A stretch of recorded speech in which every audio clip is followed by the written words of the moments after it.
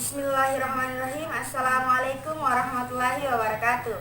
Baik, langsung saja. Di sini saya akan membahas jurnal yang berjudul Kelayakan Kualitas Air di beberapa peruntukan di kawasan pesisir, di mana studi kasus ini itu berada di Desa Pesantren dan Desa Mojo di Kecamatan Ulu Jami, Kabupaten Pemalang. Nah, jurnal ini itu disusun oleh Like Viantika Jala Puspita, kemudian Norma Afiati, dan Pujiono Wahyu Purnomo. Kabupaten Pemalang merupakan salah satu kawasan pesisir yang potensial untuk meningkatkan pembangunan ekonomi dari berbagai sektor, khususnya pertanian dan perikanan. Upaya tersebut perlu didukung dalam pembangunan sarana berupa penyediaan lahan. Saat ini kawasan pesisir Pemalang telah banyak mengalami perubahan penggunaan lahan karena adanya peningkatan kegiatan pertambakan, perkebunan, persawahan, serta pemukiman. Menurut UU pada tahun 2008, bertambahnya penggunaan lahan dari suatu sisi penggunaan ke penggunaan yang lainnya diikuti dengan berkurangnya titik penggunaan lahan yang lain dari waktu ke waktu, sehingga dapat mempengaruhi sistem ekologi setempat, diantaranya itu pencemaran air dan polusi udara. Air merupakan salah satu kebutuhan utama bagi manusia guna menunjang hidup yang layak.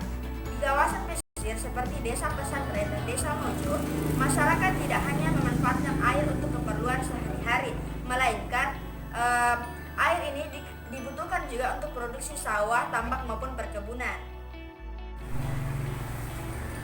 Berdasarkan peta tata lahan Desa Pesantren dan Desa Mojo, teman-teman bisa melihat sendiri, di samping saya merupakan luas area lahan di Desa Pesantren dan Desa Mojo, Kecamatan Ulu Jami, Kabupaten Pemalang.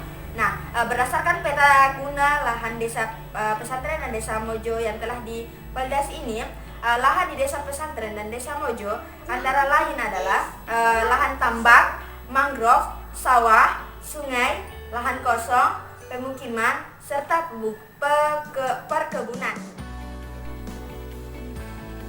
Selanjutnya kita masuk pada kualitas air. Nah, berdasarkan PP nomor 82 tahun 2001 tentang pengelolaan kualitas air dan pengendalian pencemaran, mutu air digolongkan menjadi 4 kelas. Pada penelitian ini dijelaskan bahwa mutu air kelas 1 digunakan untuk air sumur, sedangkan kelas 2 digunakan untuk air sungai, dan kelas 3 yaitu untuk tambak, serta kelas 4 digunakan untuk air sawah. Nah, hasil pengukuran dari kualitas air dari beberapa lokasi penelitian ini dapat teman-teman lihat tabel di samping saya. Selanjutnya adalah kelayakan kualitas air sumur berdasarkan IP atau indeks pencemaran, di mana IP ini mengacu pada Kepmen LH nomor 115 tahun 2003 tentang pedoman penentu status mutu air. Teman-teman bisa melihat tabel di samping. Tabel di samping merupakan perhitungan dari indeks pencemaran air sumur di Desa Pesantren dan Desa Mojo. Berdasarkan hasil perhitungan pada tabel tersebut, ditemukan bahwa pada sumur 1 memiliki indeks pencemaran itu sebesar 0,91 dan pada sumur kedua itu memiliki nilai sebesar 0,85, sehingga mutu air dari kedua sumur tersebut itu masih memenuhi baku mutu dan sumur tersebut layak digunakan untuk menjadi air minum.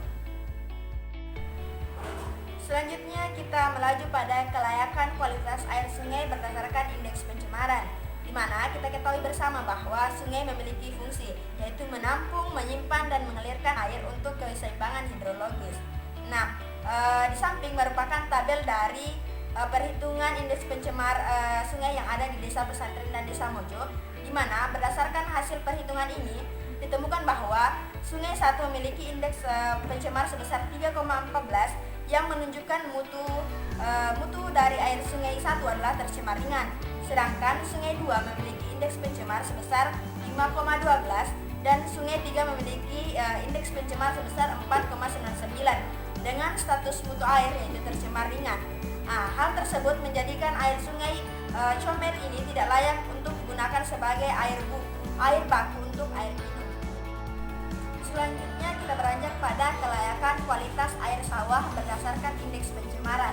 Nah, di samping merupakan perhitungan dari indeks pencemaran air sawah yang ada di Desa Pesantren dan Desa Mojo, di mana pada tabel ini menunjukkan bahwa sawah memiliki indeks pencemar yaitu sebesar 3,88 yang menunjukkan status dari mutu air sawah ini tercemar ringan, sehingga hal tersebut menjadikan air sawah tidak layak digunakan untuk kegiatan pertanian. Selanjutnya kita masuk pada poin kelayakan kualitas air tambak berdasarkan indeks pencemaran. Nah, teman-teman bisa melihat tabel di samping. Dari tabel ini dapat dihitung bahwa tambak pertama memiliki IP sebesar 21,17 yang menunjukkan bahwa status dari mutu tambak ini itu tercemar berat, dan tambak kedua itu tercemar sedang dengan nilai indeks pencemar sebesar 8,18.